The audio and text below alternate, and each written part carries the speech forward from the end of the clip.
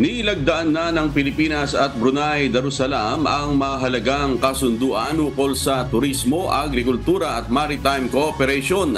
Sa pagdating ni Pangulong Ferdinand Marcos Jr. sa Brunei para sa kanyang 3-day state visit, pinirmahan ang dalawang Memorandum of Understanding o MOU sa maritime cooperation at pagkilala sa mga certificate na ibinibigay sa ilalim ng probisyon ng International Cooperation on Standards of Training, Certification and Watchkeeping for Seafarers. Nilagdan din sa pagitan ng dalawang bansa ang isang letter of intent upang maisulong ang agricultural cooperation para maabot ang food security, mapataas ang produksyon at maging moderno ang agri-sector sa Pilipinas. Nakatakda namang makipagpulong si PBBM bukas, May 30, sa business leaders kabilang ang mula sa sektor ng oil, gas at renewable energy.